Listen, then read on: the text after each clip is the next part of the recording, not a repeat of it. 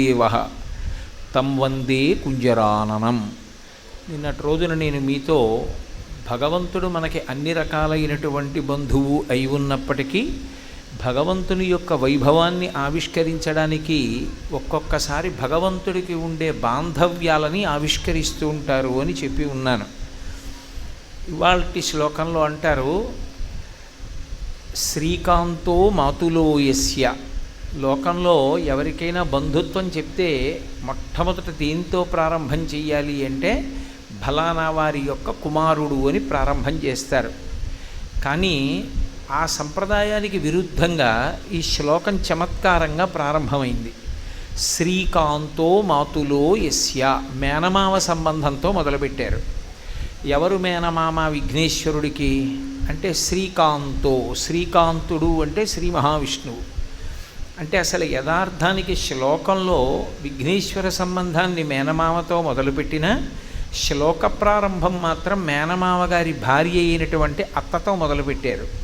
ఎందుచేత అంటే శ్రీ అన్నదాంతో ప్రారంభమైంది. శ్రీ అంటే లక్ష్మి, శ్రీకారంతో మొదలైంది కాబట్టి లక్ష్మీ సంబంధాన్ని చెప్తున్నారు. కానీ మీరు ఒకటి ఆలోచించండి, అసలు లోకంలో ఎక్కడైనా పోనీ మేనత్త గురించి చెప్పారంటే ఏదో కొంత అర్థం ఉంది. మేనమామ భార్యతో ఎక్కడైనా మొదలు పెడతారా? ఆ శ్లోకం మొదలు పెట్టడంలో ఉండేటటువంటి గమ్మత్తు ఏమిటంటే విఘ్నేశ్వరుని యొక్క తత్వాన్ని ఆవిష్కరిస్తున్నారు. శ్రీతో శ్లోకం ప్రారంభమైంది అంటే ఆయన సమస్తమైనటువంటి సంపదలను ఇయ్యగలిగినటువంటి వాడు. ఆ సంపద ఎక్కడి నుంచి ఎక్కడ వరకు ఉంటుంది అంటే భౌతికంగా ఇక్కడ భద్రంగా ఉండడంతో ప్రారంభించి యోగము క్షేమము అనుగ్రహిస్తూ మనుష్య జన్మ యొక్క చిట్ట చివరి ప్రయోజనమైనటువంటి మోక్షసిద్ధి వరకు ఇయ్యగలిగినటువంటి పరబ్రహ్మస్వరూపుడై ఉంటాడు అన్న దాన్ని ప్రతిపాదించడం కోసమని శ్రీకారంతో ప్రారంభం చేశారు. అందుకని శ్రీకాంతో మాతులో యస్య, అటువంటి లక్ష్మీ కటాక్షం ఇవ్వగలిగినటువంటి వాడు, లక్ష్మి భర్త అయినటువంటి శ్రీ మహావిష్ణువు మేనమామ అయినవాడు. ఆయనకి మేనమామ ఎవరు అంటే శ్రీ మహావిష్ణువు. ఎందుచేత అంటే నిన్ననే మీతో మనవి చేశారు, విఘ్నేశ్వరుని యొక్క తల్లి పార్వతీదేవి. పార్వతీదేవికి ఉన్న పేరు నారాయణి. ఆవిడ పుట్టినప్పుడు నల్లగా ఉంది కాబట్టి కాళీ అని పేరు పెట్టారు. నారాయణుని యొక్క చెల్లెలు కాబట్టి నారాయణి నల్లగా ఉంటుంది. నారాయణుడు విఘ్నేశ్వరుడికి మేనమామ కాబట్టి నువ్వు సాక్షాత్తుగా శ్రీ మహావిష్ణువుని మేనమామగా పొంది ఉన్నవాడవు. బాగానే ఉంది. దానివల్ల ఏమిటి తత్వం ఆవిష్కరించినట్టు విఘ్నేశ్వరుడిది అంటే లోకంలో మేనమామకి మేనల్లుడి మీద ప్రీతి ఉండడం చాలా సహజమైనటువంటి విషయం. మేనమామకి మేనల్లుడి మీద అంత ప్రేమ ఉంటుంది అని శాస్త్రాలు అంటాయి. మేనమామల ముద్దు మేలైన ముద్దు, తాతలకు తా ముద్దు తాను అబ్బాయి అని మేనమామకి తాతగారికి ఉండేటటువంటి ప్రేమ అంత గొప్పగా ఉంటుందిటే. కాబట్టి విష్ణు భగవానుడికి విఘ్నేశ్వరుని యందు ప్రేమ ఉన్నది, ఆశ్చర్యమేం లేదు. కానీ అప్పుడు తత్వం ఎందుకు ఆవిష్కరింపబడుతుంది? ఆవిష్కరింపబడదు. విఘ్నేశ్వరుడికి మేనమామ పట్ల అంత అపురూపమైనటువంటి గౌరవం ఉంది. అందుకే ఎంత గౌరవం ఉన్నటువంటి వాడంటే ఆయన ఒకప్పుడు అనుకున్నట్ట మనసులో, దక్షిణ దేశంలో ఒక్క రాజు ఉండేవాడు. మిగిలిన రాజులు ఎందరో రాజులు వచ్చారు. కారే రాజులు రాజ్యముల్ గెలువరే, గర్భోన్నతిం పొందరే, వారేరీ సిరి మూట కట్టుకొని పోవంజాలిరే, భూమిపై పేరైనన్ కలదే, శిబి ప్రముఖులున్ ప్రీతిన్ యశక్కాములై ఈరే కోర్కెలు వరలంతలపరే ఈ కాలమున్ భార్గవా అంటారు పోతన గారు భాగవతంలో. ఎందరో రాజులు వచ్చారు వెళ్ళిపోయారు. కానీ దక్షిణాన ఉన్నటువంటి చాలా గొప్ప రాజు ఎవరు అంటే నటరాజు. ఆ నటరాజు ఎవరు అంటే విఘ్నేశ్వరుడికి తండ్రి పరమశివుడు. ఆయన ఒక్కడే రాజు ఉండేవాడు తప్ప రెండవ రాజు లేడు అక్కడ.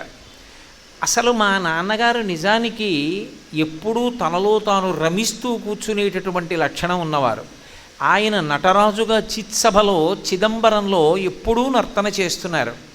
మా మేనమామ అసలు స్థితికారుడై ఈ లోకాలన్నింటినీ నడిపిస్తూ ఉంటాడు. లోకాలన్నీ నడిపించేటటువంటి మా మేనమామ అసలు నిజమైనటువంటి రాజు రాచపదవి లేకుండా ఎక్కడో ఉండిపోయాడు. మా నాన్నగారు రాచపదవిలో నర్తన చేస్తున్నారు అంటే తండ్రి యందు తక్కువ భావన కాదు, మేనమామకి కూడా సమానమైన స్థాయిని కల్పించాలని ప్రయత్నం చేసినవాడు. శైవ వైష్ణవాల మధ్యలో ఒక వారధిగా నిలబడి రెండిటికి సమాన ప్రతిపత్తిని కల్పించినటువంటి వాడు విఘ్నేశ్వరుడు. ఆయన అనుకుని ఇక్కడ మా మామయ్యకి ఒక స్థానం ఉండాలనుకున్నాడు.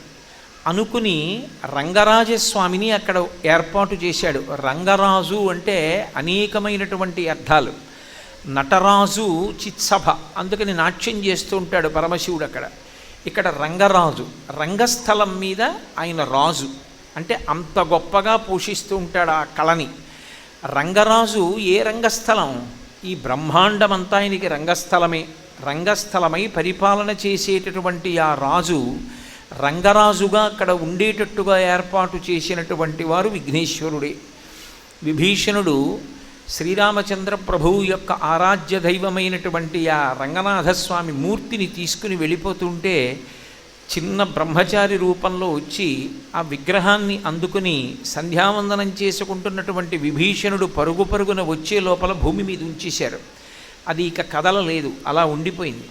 అప్పటి నుంచి నియమం చేశారు అంటారు, పగటిపూట మనుష్యులు పూజ చేస్తారు, బాగా చీకటి పడిన తరువాత రాక్షసులు పూజ చేస్తారు రంగనాథస్వామికి. అందుకే ఇప్పటికే లంకాపట్టణం వంక చూస్తూ ఉంటాడు విభీషణుడిని అనుగ్రహించడానికి అని. కాబట్టి దక్షిణానికి తీసుకొచ్చి మేనమామని రాచరికంలో నిలబెట్టినటువంటి వాడు విఘ్నేశ్వరుడే. అప్పటి నుంచి దక్షిణానికి ఇద్దరు రాజులు వచ్చారు. ఒకరు చిదంబరంలో నటరాజు అయితే ఒకరు శ్రీరంగంలో రంగరాజు. మేనమామ మీద అంత గౌరవం ఉన్నటువంటి మేనల్లుడు కాదు కాదు. అసలు విఘ్నేశ్వరుడికి మేనమామ అయినటువంటి విష్ణువు ఎంత ప్రీతి ఉందో, విష్ణువు యొక్క గౌరవాన్ని ఎంత నిలబెట్టినవాడో చూడాలి అంటే విష్ణువు ఒకానొకప్పుడు రామచంద్రమూర్తిగా అవతార స్వీకారం చేశారు. కేవలము నరుడిగా అవతారం స్వీకరించి ఈ లోకంలో ధర్మాన్ని నిలబెట్టడానికి, రావణ సంహారం చేయడానికి ఈ భూమి మీదకి మనుష్యుడిగా వచ్చాడు. వచ్చినటువంటి వాడు ఆయన అవతారానికి ప్రధాన ప్రయోజనాలలో ఒకటి రావణ సంహారం. ఆ రావణ సంహారం చెయ్యాలి అంటే సముద్రాన్ని దాటినప్పుడు ఎక్కడ సేతువు కట్టడం ప్రారంభం చెయ్యాలి, ఎక్కడ సేతువు కట్టడం మొదలు పెడితే అసలు లంకాపట్టణాన్ని చేరడం ప్రారంభమవుతుంది అని ఆలోచించి మొట్టమొదట విఘ్నేశ్వర పూజ చేసి తర్వాత నవగ్రహాలకి పూజ చెయ్యాలి. అందుకని నవగ్రహాలు పూజ చేసినటువంటి స్థలం ఒకటి ఉంది. దాన్ని నవపాషాణము అని పిలుస్తుంటారు. ఇప్పటికే నవపాషాణ క్షేత్రానికి వెళ్ళామండి అంటారు. రామేశ్వరానికి వెళ్ళిన వాళ్ళు తప్పకుండా నవపాషాణం చూసొస్తారు. ఆ నవపాషాణం నవగ్రహ పూజ రామచంద్రమూర్తి చేసినటువంటి ప్రదేశం. దానికన్నా బాగా ముందుకు వచ్చేస్తే నవపాషాణానికి యువతల తొండి అని ఒక క్షేత్రం. ఆ తొండి అన్న క్షేత్రంలో ఒక విఘ్నేశ్వరుడు ఉంటాడు. అక్కడ విఘ్నేశ్వరుణ్ణి రామచంద్ర ప్రభువు పూజ చేశారు అని, మొదటి పూజ విఘ్నేశ్వరుడికి చేశాడు అని. ఎందుకంటే నరుడిగా వచ్చినటువంటి వాడు అసలు లోకానికి చూపెట్టవలసినటువంటి ముఖ్యమైనటువంటి సంప్రదాయాన్ని ఎలా ఉల్లంఘిస్తాడు? ఆదౌ పూజ్యో గణాధిప, ముందు పూజ చెయ్యవలసినది ఏ ఉత్సవంలోనైనా ఇంట్లోనైనా పూజలోనైనా మొదటి పూజ అందుకోవలసిన వాడు వినాయకుడు. సాక్షాత్తు నరుడిగా అవతారం స్వీకరించి లోకానికి ధర్మం చూపించడానికి వచ్చినటువంటి రామచంద్రమూర్తి తన అవతారము యొక్క ప్రధాన ప్రయోజనమైన రావణ సంహారము కొరకు సముద్రము మీద సేతువుని నిర్మాణం చేసేటటువంటి ప్రక్రియలో మొదటి పూజ విఘ్నేశ్వరుడికి చెయ్యకుండా ఎలా ఉండగలడు? అందుకని తొండి క్షేత్రమనందు విఘ్నేశ్వరుణ్ణి పూజించాడు. పూజిస్తే వెంటనే మేనల్లుడు మేనమామకి దర్శనమిచ్చాడు. దర్శనమిచ్చి మామ ఇక్కడి నుంచి కాదు కట్టడం, ఇక్కడి నుంచి సేతువు కడితే చాలా దూరం అవుతుంది, పైగా అది లంకాపట్టణంలో రావణాసురుడి యొక్క ఆ కోటకి దగ్గర భాగంలోకి నడవడానికి సైన్యానికి సావకాశం కుదర్చదు, కాబట్టి ఇంకొంచెం ముందుకెళ్ళి నువ్వు సేతువుని నిర్మాణం చెయ్యవలసింది అన్నాడు.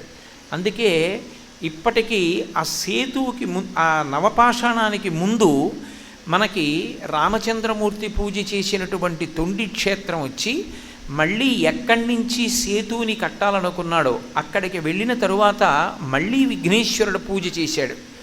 ఆ క్షేత్రాన్ని ఉప్పూరు అని పిలుస్తారు. ఉప్పూరులో ఉండేటటువంటి విఘ్నేశ్వరుడికి ఒక ప్రతీతి ఉంది.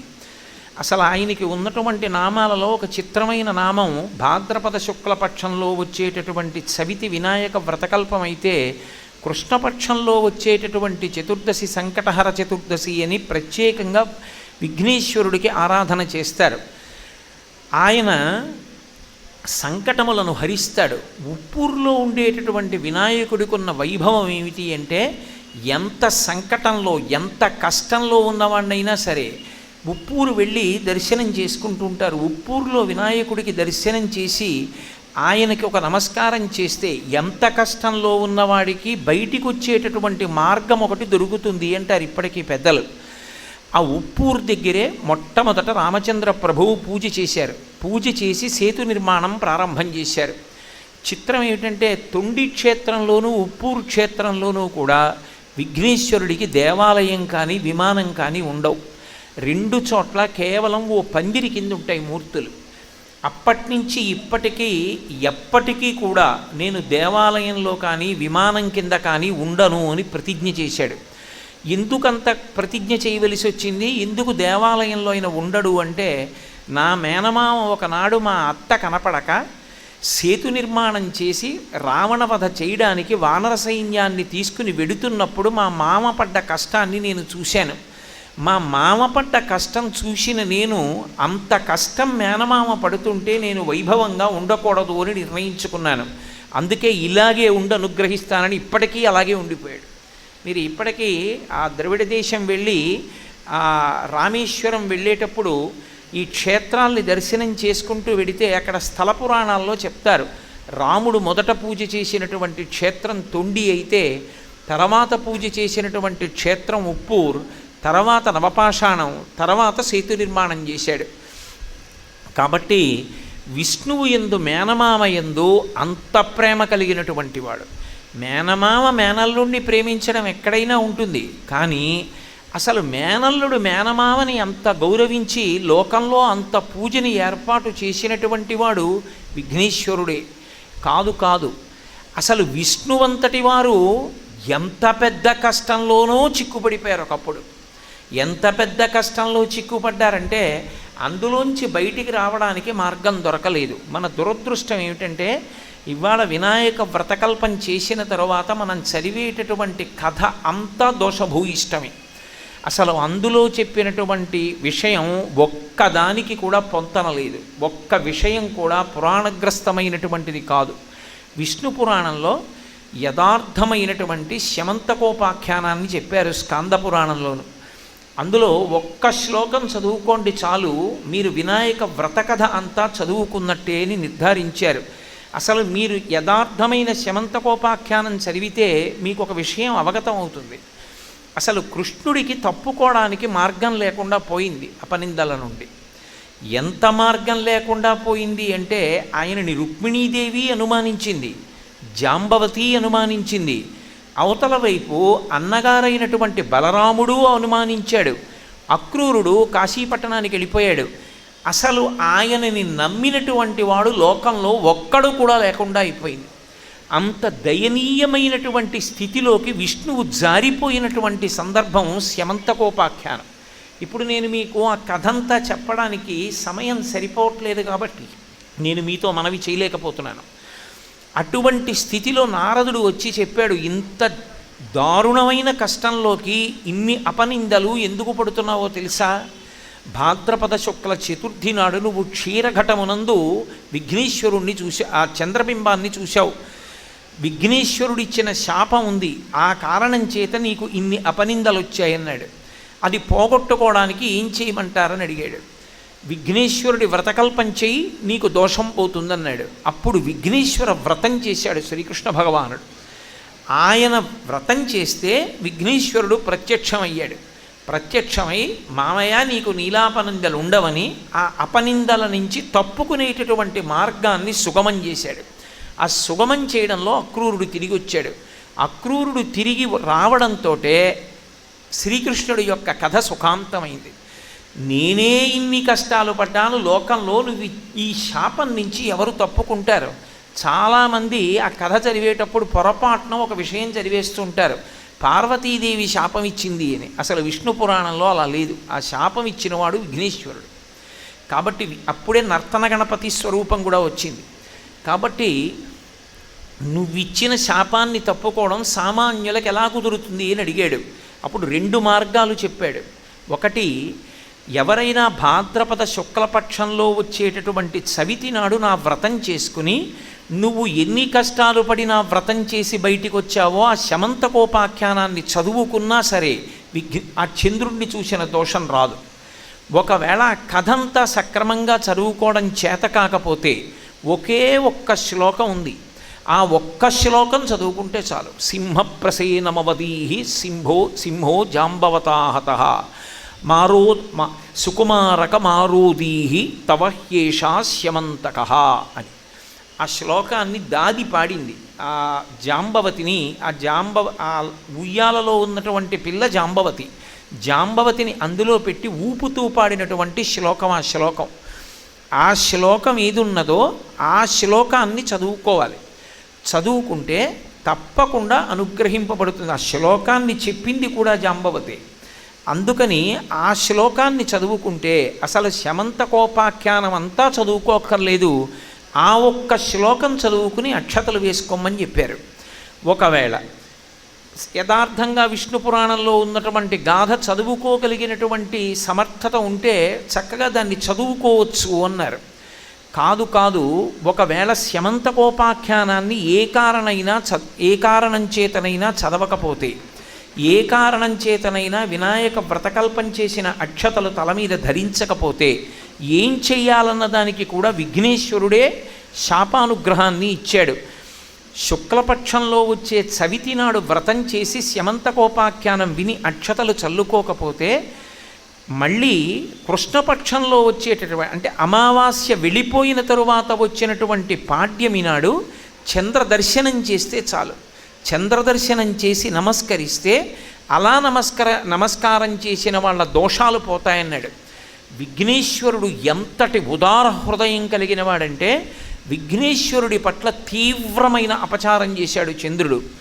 అంత అపచారం చేసినటువంటి చంద్రుడికి శాపవాక్కునిచ్చాడు. ఏ శాపవాక్కుని విఘ్నేశ్వరుడిచ్చాడో ఆయనే ఎంత గొప్పగా అనుగ్రహించాడంటే మళ్ళీ చంద్రుడు వచ్చి ఆయనకి క్షమార్పణ చెప్పిన కారణం చేత సంకటహర చతుర్థి నాడు ఎవరైనా విఘ్నేశ్వరుణ్ణి పూజ చేస్తే సంకటములు పోతాయి. మన వైపు అంతగా అది ప్రాచుర్యంలో లేదు, కానీ మీరు కన్నడ దేశం వైపు చూస్తే తప్పకుండా సంకటహర చతుర్థి చేస్తూ ఉంటారు. అలా చేసినట్లయితే ఎంత సంకటములలో ఉన్నవాళ్ళు కూడా బయటికి వస్తారు అని. అలా చేసినప్పుడు ఒక నియమం ఉంటుంది, ఒక్క విఘ్నేశ్వరుణ్ణి పూజ చేయకూడదు. విఘ్నేశ్వరుడితో పాటుగా రోహిణీ సహితుడైనటువంటి చంద్రుడికి కూడా సమానంగా పూజ చేయాలి, ఆ నామాలతో పూజ చేయాలి.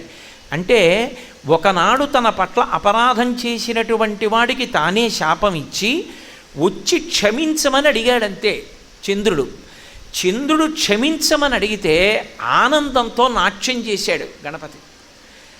ఆయన నాట్యం చేయవలసిన వాడు, నీకు ఇచ్చిన శాపం తీసేశానయ్యా అంటే చంద్రుడు ఆ నాట్యం చేయవలసిన వాడు. చంద్రుడు నాట్యం చేయలేదు. ఒరే, లోకంలో ఒకడు తన తప్పు తెలుసుకున్నాడు చాలు. తప్పు చెయ్యడం తప్పు కాదు, తప్పు తెలుసుకుని జీవితాన్ని మార్చుకోవడం గొప్ప.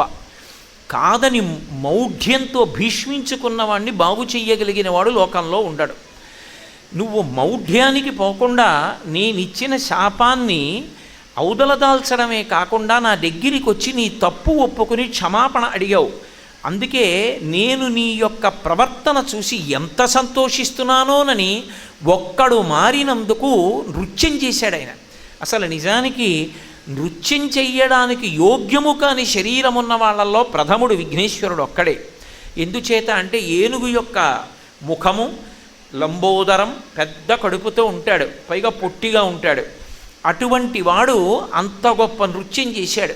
అసలు మీరు సనాతన ధర్మంలో ఉండేటటువంటి దేవతల్ని చూస్తే మీకు ఒక విచిత్రమైన పోకడ కనపడుతుంది. దేవతలందరికీ సంగీత పరికరాలతో సంబంధం ఉంటుంది. దేవతలందరూ నృత్యం చేస్తారు.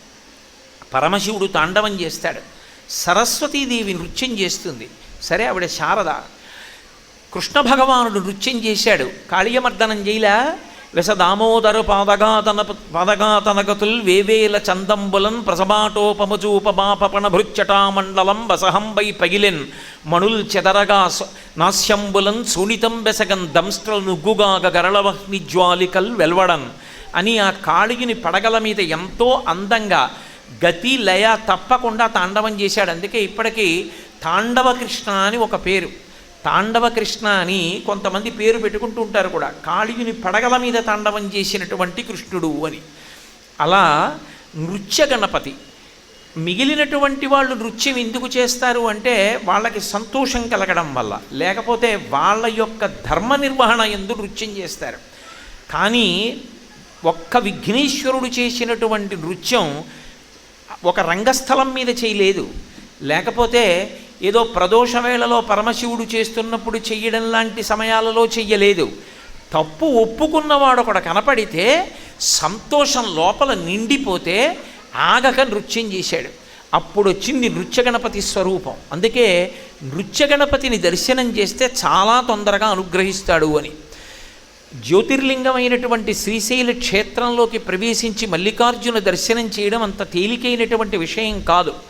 తీరా అక్కడ దాకా వెళ్ళిన తరువాత అంత గొప్ప జ్యోతిర్లింగ దర్శనం చెయ్యకుండా ఎవరికైనా ఏదైనా పాపం అడ్డొచ్చి దర్శనం చేసుకోక వెళ్ళిపోవలసి వస్తుందేమోనని కంచికామకోటి పీఠాధిపత్యం వహించినటువంటి ప్రాతస్మరణీయులు, నడిచే దేవుడిని పేర్గాంచినటువంటి మహాపురుషులు చంద్రశేఖరేంద్ర సరస్వతి మహాస్వామి వారు అక్కడ కామకోటి మఠం కట్టి కామకోటి మఠం గోడ బయట నృత్య గణపతిని ప్రతిష్ఠ చేశారు. లోపలికి వెళ్ళేటప్పుడు మొట్టమొదట నృత్య గణపతి కనపడతారు. గణపతి స్వరూపాలలో చాలా తేలికగా ఆవిర్భవించినటువంటిది, అత్యంత సంతోషంతో అవతల వాళ్ళని అనుగ్రహించగలిగినటువంటి రూపాలలో ఒకటి నృత్య గణపతి స్వరూపం. కాబట్టి అంతటి దయ కలిగినటువంటి వాడు మహానుభావుడు. అటువంటి విఘ్నేశ్వరుడు కనుక ఒకానొక నాడు చంద్రుడికి తాను ఇచ్చిన శాపాన్ని పోగొట్టడమే కాకుండా చంద్రుడికి తనతో సమానమైనటువంటి పూజని కల్పించాడు సంకటహర చతుర్థి నాడు. ఇది మీకు వాంగ్మయాన్ని పరిశీలిస్తే ఒక్క విఘ్నేశ్వరుడికే చెల్లింది. అందుకే శివ కుటుంబంలో ఒక విచిత్రం ఉంటుంది. పరమశివుడు చంద్రరేఖని ధరిస్తాడు, పార్వతీదేవి చంద్రరేఖని ధరిస్తుంది, అలాగే విఘ్నేశ్వరుడు కూడా చంద్రరేఖని ధరిస్తాడు. వాగ్గేయకారులలో ముత్తుస్వామి దీక్షితరు వారికి ఒక ప్రత్యేకత ఉంది. దీక్షితరు వారు ఏ దేవత మీద స్తోత్రం చేస్తుంటే ఆ దేవత వారి హృదయ క్షేత్రమునందు దర్శనమిచ్చేది. వారు ఆ దేవతా స్వరూపాన్ని చూస్తూ కీర్తనలు పాడారనడానికి ఆ దేవతల అనుగ్రహంతో వారికి ఆ దేవతా తత్వము అందినది అనడానికి ప్రబలమైనటువంటి సాక్ష్యాలు మీకు దీక్షితరు వారి సాహిత్యంలో వారు చేసినటువంటి కీర్తనల్లో కనపడతాయి. కాబట్టి వారు చేసినటువంటి కీర్తనల్లో కూడా చంద్రరేఖ ధరించినటువంటి విఘ్నేశ్వరుడు ఆయనకి దర్శనమిచ్చాడు అన్నది సుస్పష్టం అవుతుంటుంది మీకు. అటువంటి విఘ్నేశ్వర స్వరూపం ఒకానొక నాడు తన మేనమామయ్య అయినటువంటి విష్ణువు కృష్ణ పరమాత్మగా ఉండగా ఎనలేని కష్టానికి లోనైపోతే ఆనాడు వినాయక వ్రతం చేసుకుంటే కృష్ణుడు బయటికి వచ్చేటట్టుగా అనుగ్రహించినటువంటి స్వరూపం విఘ్నేశ్వర స్వరూపం. అందుకే అసలు కృష్ణతత్వానికి విఘ్నేశ్వర తత్వానికి మధ్యలో భేదం చూడడం కుదరదు. రెండు అంత అవినాభావ సంబంధంతో ఉంటాయి. విష్ణుతత్వంలో ఉన్నటువంటి శమంతకోపాఖ్యానమే ఇప్పటికీ ప్రతి సంవత్సరం మనం చదువుకునేటటువంటి కథ అవుతుంది. విశేషించి విఘ్నేశ్వరుడికి విష్ణువు మీద అంత ప్రేమ. గణపతి నవరాత్రి ఉత్సవాలు కృష్ణ భగవానుడి క్షేత్రంలో గోకులంలో జరగడం, గోకులంలో ఇంత గొప్పగా ఉత్సవాలు జరుగుతుంటే అక్కడ కృష్ణ దర్శనం విఘ్నేశ్వర దర్శనం ఏకకాలంలో చేసుకునే అదృష్టం పట్టడం, అందులో స్థిరవారం నాటి ప్రదోష వేళలో విఘ్నేశ్వర వైభవం కృష్ణ భగవానుడి క్షేత్రంలో గోకులమని పేరున్నటువంటి క్షేత్రంలో చెప్పుకోవడం, వినడం, దర్శించడం మన యొక్క గొప్ప అదృష్టం. ఇటువంటివి పోగొట్టుకునేటటువంటివి కావు. శైవక్షేత్రాల్లో విఘ్నేశ్వర దర్శనం అన్ని చోట్ల లభిస్తుంది. కానీ కృష్ణక్షేత్రంలో విఘ్నేశ్వరుడు ఉండడం, ఆ దర్శనం చేయడం చాలా గొప్పది. ఎన్నో విష్ణు క్షేత్రాల్లో వైష్ణవ క్షేత్రాల్లో మీకు విఘ్నేశ్వరుడు యొక్క దర్శనం లభిస్తుంది. కాకినాడలో ప్రత్యేకించి ఈ గోకులంలోనే ఇంత వైభవోపేతంగా గోకులం క్షేత్రంలో విఘ్నేశ్వర వైభవోత్సవాలు జరుగుతుంటాయి, నవరాత్రి ఉత్సవాలు. కాబట్టి విష్ణువుకి కృష్ణుడికి అంత అవినాభావ సంబంధం. ఆయన ఏ అవతారంలోకి రానివ్వండి, విఘ్నేశ్వరుడు ఆయన్ని అనుగ్రహిస్తూ ఉంటాడు. మేనమామ పట్ల అంత ప్రీతి కలిగినవాడు. నిజానికి విష్ణు భగవానుని యొక్క అనుగ్రహాన్ని తొందరగా పొందడానికి సాధనమేమి అంటే విఘ్నేశ్వరుణ్ణి పూజ చేయడం. ఎవరు విఘ్నేశ్వరుణ్ణి పూజ చేస్తారో వాళ్ళని చూసి మేనమామ పొంగిపోతాడు. ఆ శ్లోకానికి అర్థం అది. ఇప్పుడు అటువైపు నుంచి ఇటువైపుకి రండి. శ్రీకాంతో మాతులో యస్య, మేనమామ వైభవాన్ని అంత నిలబెట్టినవాడు మేనమామ కాబట్టి సహజముగా మేనల్లుని ఎందు ప్రీతి ఉన్నవాడు విష్ణువు.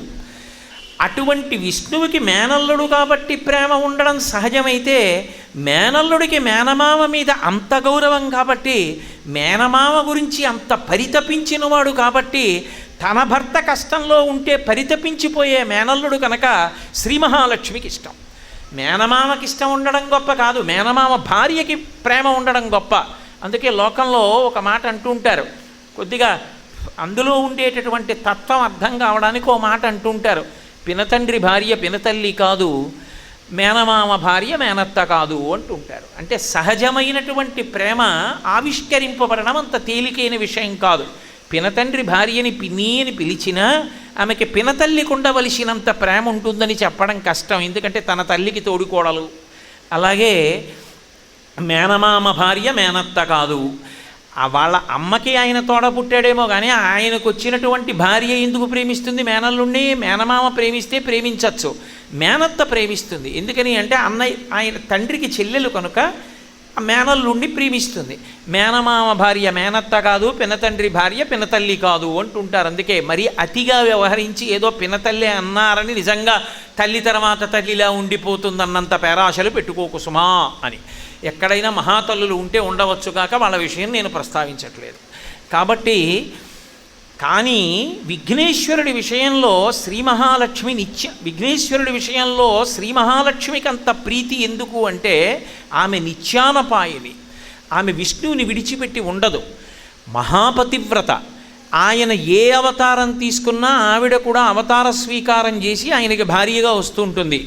అటువంటి తల్లి నా భర్త ఎప్పుడెప్పుడు కష్టంలో ఉంటే అప్పుడప్పుడు అనుగ్రహించి మేనమామ కష్టానికి కదిలిపోయి రాముడిగా మా ఆయన పట్టాభిషేకం చేసుకున్నాడేమో కానీ కష్టాన్ని తలుచుకుని ఇప్పటికీ తను పాకలోనే ఉన్నవాడు నా మేనల్లుడు అని లక్ష్మీదేవికి ఇష్టంట.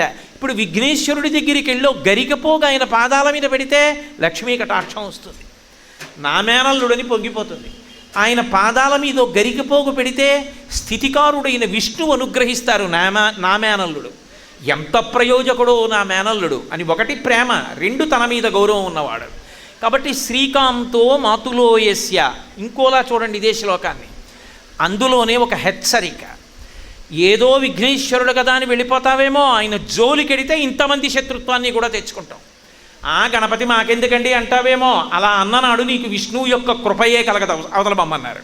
అసలు లక్ష్మి నిన్ను అనుగ్రహించదు, అవతల బొమ్మన్నారు. కాబట్టి అసలు లక్ష్మీనారాయణ కటాక్షం కలగాలంటే విఘ్నేశ్వరుడి పూజ చెయ్యాలి. ఏదో చిన్న పిల్లాళ్ళ కూర్చున్నాడు కదా అని వదిలేస్తావేమో, పెద్దింటి వాళ్ళ అబ్బాయి ఒళ్ళు దగ్గర పెట్టుకోమని గుర్తు. అసలు పెద్దిళ్లల్లో అనుగ్రహం పొందాలి అంటే పెద్దవాళ్ళని తృప్తిపరచడం సాధ్యం కాదు. అంటే నేను మీకు ఒక ఉదాహరణ చెప్తే బాగా అర్థమవుతుంది కాబట్టి చెప్తున్నాను. ఏదో పెద్ద అధికారి ఉన్నాడు అనుకోండి, ఆయన దగ్గరికి వెళ్ళి ఏదో చిన్న ఉపకారం అడగాలి, అయ్యా నన్ను కాస్త కాకినాడ బదిలీ చేయండి, చాలా ఇబ్బంది పడిపోతున్నాను, ఏవో కుటుంబపరంగా కష్టాలు ఉన్నాయని చెప్పుకోవాలి. ఎర్రగా మెరిసిపోతున్న 2 దానిమ్మ పళ్ళు చేతితో పట్టుకుని వెళ్ళాడు. ఎవరో వచ్చి లోపల ఆయన ఇంకా తెగులుతున్నారండి కూర్చోండి అన్నారు. కూర్చున్నాడు. మనవడు పరిగెత్తుకుంటూ వచ్చి అంకుల్ మీ చేతిలో ఏంటి అంకుల్ నాకు ఇవ్వరా అన్నాడు. వీడి చేతిలో పెట్టేస్తే ఆఫీసర్ గారు బయటకు వచ్చినప్పుడు ఏం పెడతాను అని, నీకు కాదులే బాబు నీకు కాదులే, లోపలికి వెళ్ళిపో అన్నాడు. వాడు ఏడుస్తూ లోపలికి వెళ్ళి ఆ బట్టలు వేసుకుంటున్న తాతగారి దగ్గరికి వెళ్ళి, తాతగారు బయట ఎవరో అంకుల్ ఉన్నాడు, దానిమ్మ పళ్ళు ఉన్నాయి ఇమ్మంటే ఇవ్వలేదు అని ఏడిచాడు. వాడిని ఊరుకోపెట్టి తీసుకెళ్ళి వీడిని ఊరుకోపెట్టవే, వీడికి దానిమ్మ పండు ఉంటే అంటే దానిమ్మ పండు లేదు, అందరూ మీకు ఇచ్చేవాళ్ళే, పిల్లాడని ఓ పండు చేతిలో పెట్టచ్చుగా, మీ ఉపకారం కోసం వచ్చి వీధిలో కూర్చొని పిల్లల్ని ఏడిపిస్తారు అంది భార్య. ఇప్పుడు బయటికి వెళ్ళాడు, ఏం కావాలి నీకు? కాకినాడ ట్రాన్స్ఫర్ అనబోయాడు, నీకు ఇప్పుడు కాదు 10 ఏళ్ల తర్వాత కూడా అవుతావు పో అవతల కదా. ఎందుకని మనవడు ఏడిచాడు. ఆమెనకే వచ్చినవాడు దానిమ్మ పళ్ళు 2 మనవడి చేతిలో పెట్టాడు. వాడు సంతోషంతో తాతగారండి అంకుల్ 2 పళ్ళు ఇచ్చారు తాతగారండి అన్నాడు. నేను ఏమయ్యా ఇవాళ హైదరాబాద్ వెళ్తున్నాను, అక్కడి నుంచి ఫోన్లో చెప్పేస్తాను, ఆర్డర్ తర్వాత ఇస్తాను, ఇవాళ వెళ్ళి జాయిన్ అయిపోవాలి. ఎందుకని మనవడి ప్రీతి తన ప్రీతి, తనని ప్రీతి పొందించడం కాదు మనవడిని ప్రీతి పొందించడం ముఖ్యం. కాబట్టి విఘ్నేశ్వరుణ్ణి ప్రీతి పొందిస్తే దేవతలందరూ ప్రీతి పొందుతారు. శ్రీకాంతో మాతులో యస్యాది హెచ్చరిక. అందుకు ఒకే శ్లోకం 3 రకాలుగా పెడుతుంది వ్యాఖ్యానం. శ్రీకాంతో మాతులో యస్య జననీ సర్వమంగళ. ఎవరైనా తండ్రి పేరు చెప్తారు, ఇక్కడ కూడా తండ్రి పేరు చెప్పలేరు, చెప్పకుండా జననీ సర్వమంగళ అమ్మ పేరు చెప్పారు. ఎందుకని అన్నగారు మేనమామ పేరు చెప్పేటప్పటికి మేనమామ వరస ఎటు నుంచి వస్తుంది, అమ్మకి అన్నయ్య, అందుకని అమ్మ గుర్తొచ్చి జనని, ఆమె విఘ్నేశ్వరుడికే కాదు జనని, సర్వలోకములకు జనని. కాబట్టి జనని సర్వమంగళ, ఆవిడ సర్వమంగళాస్వరూపిణి, అంటే ఆవిడ ఎప్పుడు శుభ పరంపరలు ఇస్తూ ఉంటుంది. అంత గొప్ప తల్లి. సర్వమంగళాస్వరూపం ఎంత గొప్పది అంటే, ఈ లోకంలో ఎవరికైనా సరే సంతోషం అనేటటువంటిది ఒక కుటుంబంలో మిగలడం అన్నది దేని మీద ఆధారపడుతుంది అంటే, ఇంటి యజమాని యొక్క జీవితం మీద ఆధారపడుతుంది. ఆ ఇంటి యజమాని జీవించి ఉన్నాడనుకోండి, ఆడదానికి మహాతృప్తి. ఇంట్లో పిల్లలకి మా నాన్నగారు ఉన్నారని ధైర్యం. తండ్రి కలిగిన పెన్ని దానమేలా అని. తండ్రి ఉంటే ఐశ్వర్యం అక్కర్లేదయా అన్నారు. ఎందుకని కష్టమంతా తాను పడి కొడుకు సుఖపడేటట్టు చూస్తాడు తండ్రి. అటువంటి తండ్రి లేడనుకోండి, బిడ్డడికి లోటు ఉన్నట్టే. ఎంత వైభవం ఉన్నా భర్త లేడనుకోండి, ఖచ్చితంగా లోటు ఉన్నట్టే. తనకి ఏమీ లేకపోయినా శాంతి దేనివల్ల కలుగుతుంది అంటే, ఆమెకి ఏమీ చేత కాకపోవచ్చు, ఆయన ఇల్లాలు, ఆయన లోకమంతటి చేత గౌరవింపబడతాడు. ఆయనకు ఒక్కడికే పెడతారా దండం, ఆవిడికి పెట్టేస్తారంతే. ఇప్పుడు ఇంత పూజనీయత ఎక్కడి నుంచి వచ్చింది? ఆయన ఇల్లాలవడం వల్ల వచ్చింది. ఆయనే అన్నిటికీ కారణమై ఉన్నాడు. ఆయన ఉండడం అన్నది దేని మీద ఆధారపడుతుంది అంటే, సర్వమంగళానుగ్రహంగా జీవించి ఉంటాడు. అందుకే మంగళసూత్రానికి పూజ చేసేటప్పుడు కొబ్బరి బొండం మీద ఉంచి సర్వమంగళాస్వరూపాన్ని ఆవాహన చేస్తారు. మంగళసూత్రంలోకి ఆవాహన చేసి పూజ చేసి, నేను బతికున్నాను అని ఇది గుర్తు అని ఎవ్వరితో అనడం. కానీ పీటల మీద ఉన్న పెళ్లి కూతురు దగ్గరికి వెళ్ళి మంగళసూత్రం ఈ మెడ దగ్గర వెనక 3 ముళ్ళు వేస్తూ, మాంగళ్యం తంతునానేన మమ జీవనహేతునా కంటే బధ్నామి సుభగే త్వం జీవ శరదాంశతం. నేనున్నాను అని గుర్తు ఏమిటో తెలుసా? నీ మెడలో కట్టిన మంగళసూత్రం అంటాడు. ఆ మంగళసూత్రాన్ని ఇంకా శరీరంలో ఎక్కడా కట్టరు. ఎప్పుడు ఇక్కడే కట్టాలా అండి 3 ముళ్ళు? ఇంకెక్కడా శరీరానికి కట్టకూడదా? రక్షాబంధనం కట్టినట్టు అంటే అలా కట్టకూడదు, ఎప్పుడూ ఇక్కడే కడతారు. ఎందుకని అంటే, పార్వతీ పరమేశ్వరుల యొక్క పాద ద్వంద్వం ఉంటుంది అక్కడ. వాటికి ఆ 3 ముళ్ళు తగులుతూ ఉన్నంతసేపు 5వ తనానికి రక్ష. అందుకే ఇక్కడ ఉన్నటువంటి సభలో ఉన్నటువంటి ఏ సువాసిని ఎంత పూజ చేసి ఆ సర్వమంగళాస్వరూపాన్ని తన మంగళసూత్రంలో అంత గొప్పగా నిలబెట్టుకుందో, ఆ సర్వమంగళాస్వరూపం నా కూతురు మంగళసూత్రంలోకి కూడా రావాలని తండ్రి మంగళసూత్రం ఒక్కదాన్ని మాత్రం సువాసినులందరి కంఠంలోనూ పెట్టి తీసుకెడతారు. ఒక్కొక్క సభలో మంగళసూత్రం కట్టించేటప్పుడు సభలో పరమ భక్తులైనటువంటి వారుంటే వారి చెయ్యి కూడా వేయిస్తారు ఒకసారి తీసుకొచ్చి. దాని మీద ఒక తాటాకు కూడా స్పృశింపచేసి కడతారు. ఒక్కొక్క చోట తాటికి ఓ చిన్న తాటాకు ముక్క కూడా కడతారు. ఎందుకంటే తాళి తాటాకు అమ్మవారి యొక్క సౌభాగ్య వస్తువుల్లో ఒకటి. తాటాకు యొక్క స్పర్శ ఉంటే ఆ మంగళసూత్రం 10 కాలాలు మెడలో ఉంటుంది అని. అటువంటి జగజ్జనని ఆమె సర్వమంగళ. ఆమె అనుగ్రహం ఉన్నదా, ఎంత గండంలో ఉన్న భర్త పైకొచ్చేస్తాడు. అందుకే ఆడది ప్రత్యేకంగా శౌచంతో ఏ పూజ చెయ్యక్కర్లా. నిద్రమంచం నుంచి లేచి కూర్చుని మంగళసూత్రం కళ్ళకద్దుకుంటారు. మా ఇంటి ఆనందం అంతా అదిగో ఆ పక్కన పడుకున్న ఆయన మీద ఉంది. ఆయన ఎప్పటికీ నేను నిద్ర లేచేటప్పటికీ ఇలాగే కనపడుతూ ఉండాలి అంటే దాంట్లో ఇంకో అర్థం, ఒకనాడు ఆయనకి నేను కనపడకుండా పోవాలి అంటే ఇద్దరం 3 తరాలు చూసిన తర్వాత ఆయన చేతుల మీదుగా నేను వెళ్ళిపోవాలి. ఇంకా రెండో మాట రాకూడదు. ఇది ఈ జాతి యొక్క ఆడదాని గొప్పతనం. ఏడాది క్రితం పెళ్లి చేసుకుని ఏడాది తిరిగే లోపల విడాకులిచ్చినటువంటి అర్థం లేని దౌర్భాగ్య సంస్కృతి ఈ దేశాంది కాదు. కష్టమో నిష్ఠూరమో ఒక్కసారి 3 ముళ్ళు వేస్తే ఆ దంపతులు అంతే. ఇంకా అంత అద్భుతమైన సంస్కృతి. అందుకే విశ్వనాథ సత్యనారాయణ గారు 1000 పడగలు అని సాంఘిక నవల రాసి వైవాహిక సంస్కృతిని అంతటినీ అందులో పెట్టి పరవశించిపోయాడు మహానుభావుడు. కాబట్టి ఆ సర్వమంగళాస్వరూపిణి అయినటువంటి అమ్మవారు అందరికీ మంగళములను ఇస్తూ ఉంటుంది. అన్ని మంగళములు ఇవ్వగలిగినటువంటి తల్లి విఘ్నేశ్వరుడికి జనని. జనని అయిన కారణం చేత తన కొడుక్కి ఒక్క నమస్కారం చేస్తే ఆవిడ పరవశించిపోతుందిట. నా కొడుకు ఎంతటి లోక పూజ్యుడు, ఇంతమంది చేత నమస్కరింపబడి ఇంతమందికి అనుగ్రహాన్ని ఇస్తూ ఉంటాడని పొంగిపోతూ ఉంటుంది. అలాగని అమ్మ అంత శక్తివంతురాలు, అమ్మ ఆదిశక్తి అని కేవలం ఏదో అమ్మ యొక్క నీడలోనే జీవితాన్ని గడిపినవాడు కాడు. అమ్మకి మహోపకారం చేసి పెట్టాడు ఒకసారి. విఘ్నేశ్వర తత్వం అంటే అలా ఉంటుంది. మీరు బ్రహ్మాండ పురాణంలో లలితోపాఖ్యానం అంతర్భాగం, లలితా సహస్రనామ స్తోత్రం అందులోంచి వచ్చింది, ఆ బ్రహ్మాండ పురాణంలోంచి. అందులో లలితాదేవి భండాసుర వధ కొరకు బయలుదేరినప్పుడు తనతో స్త్రీ స్వరూపం కలిగినటువంటి దేవతలందరినీ కూడా తీసుకెళ్ళింది. అబ్బో కొన్ని కోట్ల సైన్యం. ఆ సైన్యం జోలికి శత్రువైనటువంటి భండాసురుడు రాకుండా చూడడం కోసమని ఆమె అగ్నితోటి కోటని నిర్మాణం చేసింది. అగ్ని జ్వాలలతో గోడలు నిర్మాణం చేసి దాని మధ్యలో తన సైన్యాన్ని ఉంచింది. ఎందుచేత అంటే ఇవ్వాలంటే అవతల వాళ్ళ యొక్క శరీరాలని ఆస్తులను ధ్వంసం చెయ్యగలిగినటువంటి ఆయుధాలు వచ్చాయి. మంత్రములతో ఉపాసన చేసి ప్రయోగించినటువంటి అస్త్రములకు ఒక శక్తి ఉంటుంది. అది కేవలం మనుష్యులను ధ్వంసం చేయడమే కాదు, మనుష్యుల యొక్క మనసుల్ని కూడా మార్చేస్తుంది. సమ్మోహనాస్త్రం అని ఒక అస్త్రం మహాభారతంలో మీకు ఎక్కువగా కనపడుతుంది.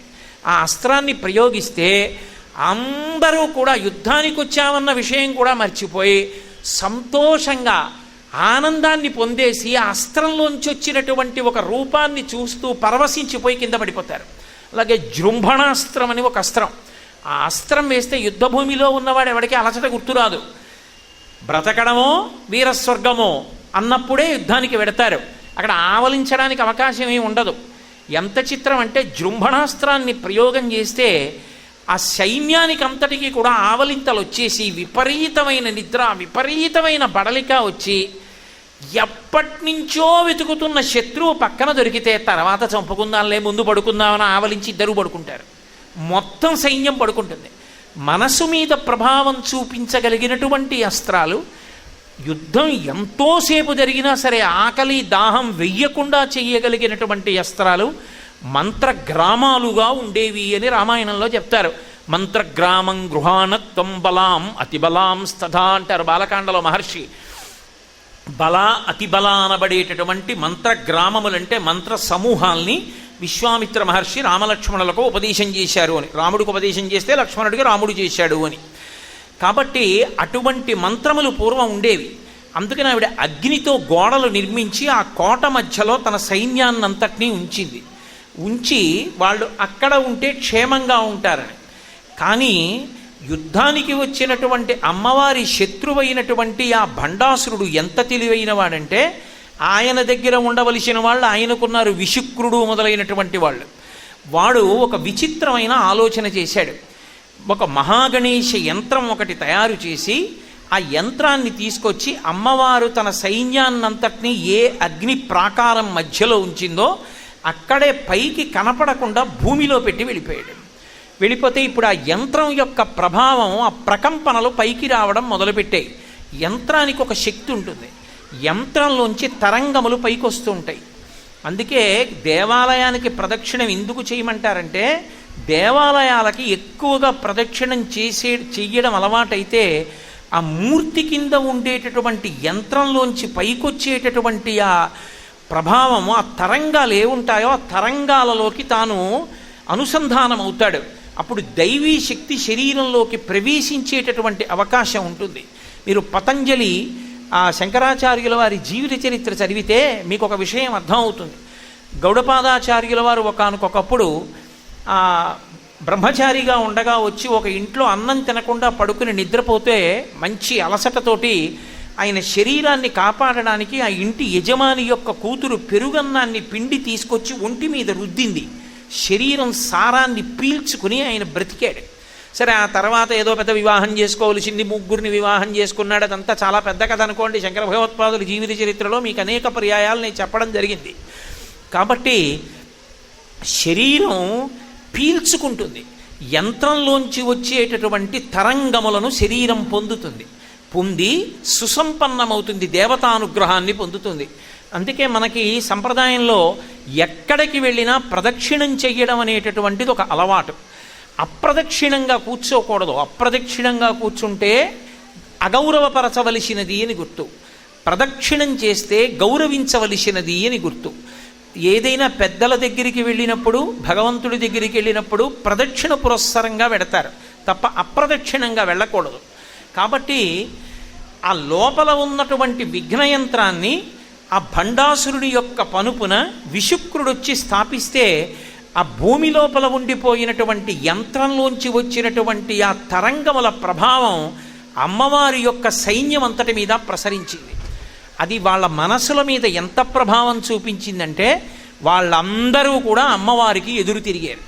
వాళ్ళకు ఒక ఆలోచన వచ్చింది, అసలు మనం ఎందుకు ఈవిడ మాట వినాలి? ఈవిడికి భండాసురుడితో కోపం ఉంటే భండాసురుడు ఆవిడ యుద్ధం చేసుకోవాలి. ఈవిడి కోసం ఇన్ని కోట్ల మంది మనం ఎందుకు యుద్ధం చేయాలి? వచ్చి మనందరికీ యుద్ధం చేయవలసిన అవసరం ఏమిటి? ఈ కోటలో ఉండమంటే మనం ఉండడం ఏమిటి? కాబట్టి మనం ఉండక్కర్లేదనుకున్నారు. వాళ్ళ మనసులు వ్యతిరేకం అవగానే జృంభణాస్త్ర ప్రయోగం జరిగితే వాళ్ళందరూ ఆవలించి పడుకుని నిద్రపోయారు. ఇన్ని కోట్ల సైన్యం నిద్రపోతోంది అమ్మవారిది. ఇప్పటికీ కాంచీపురంలో మీరు చూడొచ్చు. కాంచీపురంలో ప్రదక్షిణంగా వెడుతుంటే అయ్య బాబోయ్, భండాసుర యుద్ధంలో జరిగినటువంటి విచిత్రాలలో పడుకున్న విష్ణువు, నిలబడిన విష్ణువు, కూర్చున్న విష్ణువు, ఆ శివగణాలతో కూడా ఒకప్పుడు యుద్ధం చేయవలసి వచ్చింది మాయలు ప్రయోగిస్తే. ఆ దోషం చేసినందుకు మళ్ళీ పాపం పోగొట్టుకోవడానికి విష్ణువు అక్కడ ఉన్నటువంటి సరోవరంలో స్నానం చేశారు. మీరు కామాక్షి దేవాలయానికి ప్రదక్షిణంగా వెడితే ఇప్పటికీ 3 అంతస్తుల్లో కనపడుతుంది పడుకున్న విష్ణువు, నిలబడిన విష్ణువు, కూర్చున్న విష్ణువు. కాబట్టి అక్కడే జరిగింది భండాసుర వధ అంటారు. అందుకే కామాక్షి దేవస్థానంలో ఎక్కడా కూడా సాష్టాంగ నమస్కారం చేయకూడదు. నేల మీద పడి ఒక్క ధ్వజస్తంభం దగ్గరికి వచ్చి మాత్రం నేల మీద పడి నమస్కారం చేస్తారు. ఎందుకంటే భండాసురుడి శరీరాన్ని అక్కడే పెట్టి ధ్వజస్తంభం పెట్టారు అంటారు. కాబట్టి భండాసురుని పనుపున ప్రయోగింపబడినటువంటి జృంభణాస్త్రము వలన లలితాదేవి యొక్క సైన్యమంతా ఆవలించి అలసట పొంది నిద్రపోయారు. నిద్రపోతే అమ్మవారు చూసింది.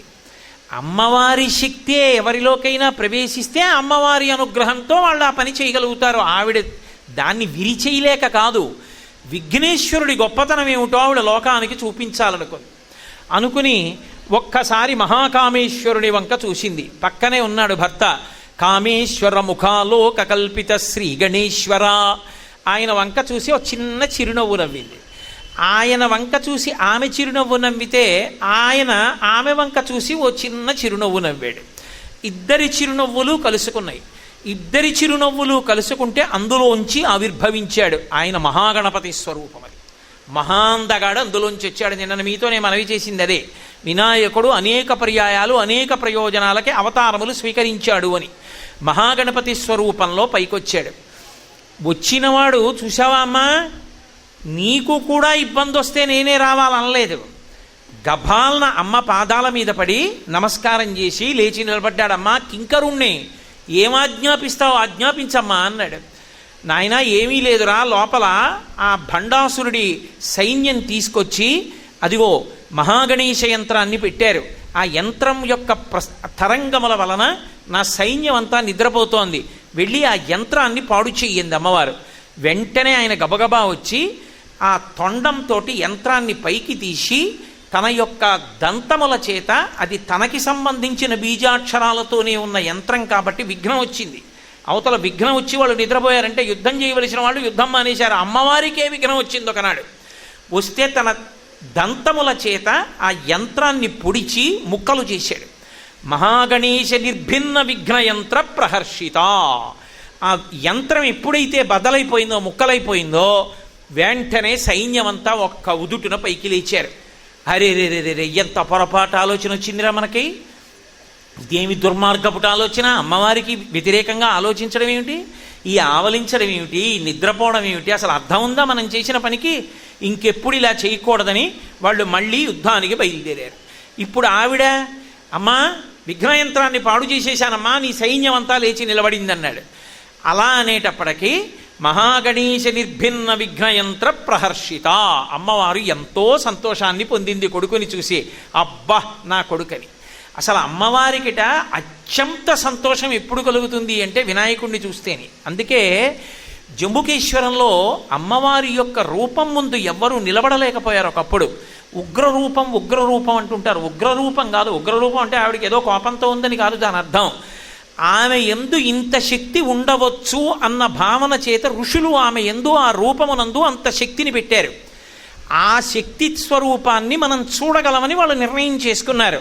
కానీ మనం ఏం చేశామంటే సక్రమంగా అనుష్ఠానం చేయడం మానేసి, వేదం ఎలా చెప్పిందో అలా బ్రతకడం మానేసి, స్నానం ఎలా చెయ్యాలో అలా చేయడం మానేసి, భగవంతుణ్ణి ఆరాధించడం మానేసి, అన్నీ మానేస్తే శక్తి సన్నగిల్లిపోయింది. మన యందు ఈశ్వర విభూతి సన్నగిల్లిపోయిన కారణం చేత మనకి ఋషులు పెట్టినటువంటి శక్తి కలిగిన మూర్తుల్ని మన నేత్రాలతో చూడగలిగిన శక్తి తగ్గిపోతే ఇప్పుడు అందరికీ ఎంత శక్తి ఉందో అంత శక్తే ఆమె యందు ఉండేటట్టు మిగిలిన శక్తిని తగ్గించేయాలంటే అఖిలాండేశ్వరి అమ్మవారి ముందు శంకర భగవత్పాదులు విఘ్నేశ్వరుణ్ణి తీసుకొచ్చి ప్రతిష్ఠ చేశారు. ఎందుకనంటే ఆమె యందు ఒక లక్షణం ఉంది. మీకు ఎప్పుడైనా చాలా గొప్ప సంతోషం కలిగిందనుకోండి, చాలా శక్తి క్షీణిస్తుంది. అసలు యోగశాస్త్రంలో ఒక రహస్యం, ఎక్కువ దుఃఖం కలిగితే పోయేటటువంటి శక్తి కన్నా ఎక్కువ సంతోషాన్ని పొందినప్పుడు ఎక్కువ శక్తి పోతుంది. కాబట్టి అమ్మవారికి విఘ్నేశ్వరుణ్ణి చూస్తే మహాసంతోషం కలుగుతుంది. అగజానన పద్మార్కం గజానన మహర్నిశం అనేకదం తం భక్తానాం ఏకదంతముపాస్మహే. అగము అంటే కొండ యొక్క కూతురు కాబట్టి అగజ పార్వతీదేవి. ఆనన అంటే ముఖం, పద్మ ఆమె యొక్క ముఖమనబడేటటువంటి పద్మానికి సూర్యుడు లాంటి వాడు వినాయకుడు కనపడేటప్పటికి ఆవిడ పొంగిపోతుందట. అబ్బా నా కొడుకు ఎంత ప్రయోజకుడో అంటుందిట. ఏమిటి ఆయన ప్రయోజకత్వం? విఘ్నేశ్వర వైభవాన్ని, రాక్షస సంహారాన్ని, భక్తులను అనుగ్రహించడాన్ని పక్కన పెట్టండి. అసలు విఘ్నేశ్వరుడు అంటే అమ్మవారికి అంత ఇష్టం ఎందుకో తెలుసా? ఆయన హేరంబుడు కనుక. హేరంబుడు అన్న మాటకు అర్థం ఏంటంటే తండ్రిని విడిచిపెట్టకుండా ఎప్పుడూ తండ్రి పక్కన ఉంటాడు. ఒక ఆడది కొడుకుని కన్నప్పుడు ఆ కొడుకుని ఏమని పిలుస్తారంటే నందనం అని పిలుస్తారు. అందుకే యశోదానందనం, కైకేయీ నందనం, కౌసల్యానందనం, నందనందనం. నందనం అంటే ఆనందకారకుడు. తండ్రికి ఎప్పుడు ఆనందకారకుడు అవుతాడు కీర్తివంతుడైతే. 10 మంది ఆయన పేరు చెప్పేటప్పటికే అబ్బా ఎంత గొప్పవాడండి, ఎంత గొప్ప కొడుకుని కన్నారండి, మీరు అదృష్టవంతులండి అన్నారనుకోండి, పొంగిపోతాడు ఆ కొడుకుని చూసుకొని. పద్మపురాణంలో ఒక విశేషమైనటువంటి మాట చెప్తారు. రాముడి కీర్తిని చూసుకుని శరీరం విడిచిపెట్టేసి స్వర్గలోకానికి వెళ్ళిన తర్వాత కూడా దశరథుడు పొంగిపోతుండేవాట. కాకాసురుడు వచ్చినప్పుడు దర్భ ప్రయోగిస్తే బ్రహ్మాస్త్రాన్ని అభిమంత్రించి అన్ని చోట్లకి తిరిగాడు, ఎవరూ రక్షించమన్నారు. ఇంద్రుడి దగ్గరికి వెళ్ళాడు. ఇంద్రుడి కొడుకే కాకాసురుడు. వెళ్ళి నాన్నగారు నన్ను ఎవరూ రక్షించనంటున్నారు, మీరే కదా పంపించారు, మీరు రక్షించరా అన్నాడు. రాముడు అస్త్రం వేస్తే నేను రక్షించలేనురా అన్నాడు ఇంద్రుడు. ఇంద్రుడితో పాచికలాడుకుంటున్నారు దశరథుడు అన్నాడు, రే అబ్బాయి, మా అబ్బాయి సంగతి నాకు ఒకటి తెలుసు. మా అబ్బాయి అస్త్రం వేస్తే ఎవరూ తప్పించలేరు, మా అబ్బాయే తప్ప.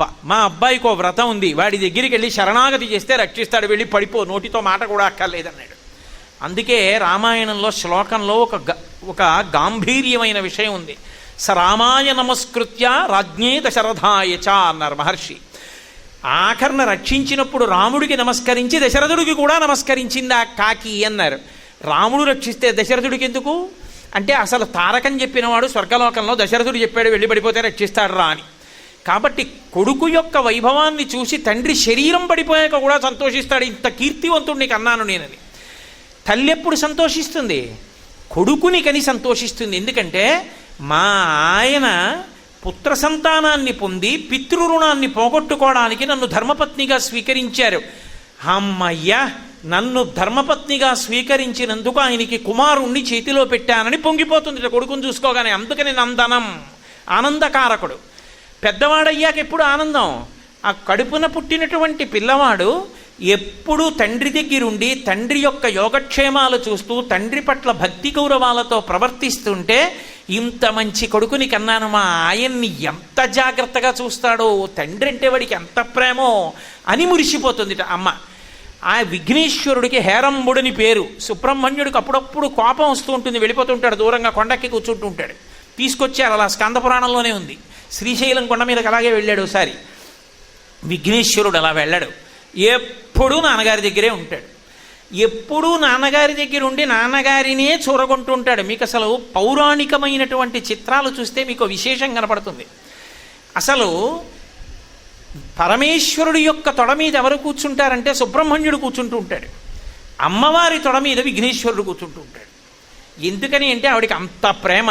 ఎందుకు ప్రేమ అంటే నా భర్త పట్ల ఇంత ప్రేమ వీడికి, నాన్నగారిని కంటిని రెప్ప చూసుకున్నట్టు చూసుకుంటాడని. అందుకని విఘ్నేశ్వరుణ్ణి చూస్తే ఆవిడ పొంగిపోతుందిట. విఘ్నేశ్వరుడు పొంగిపోయాడు అనుకోండి, ఒరే నీ పొంగుకి కారణమైన వాడికి నేను అన్నీ ఇచ్చేస్తున్నాను రా అంట. కాబట్టి ఇప్పుడు జననీ సర్వమంగళ, అన్ని మంగళములు ఇవ్వగలిగినటువంటి తల్లి ఆయనకి తల్లిగా ఉంది.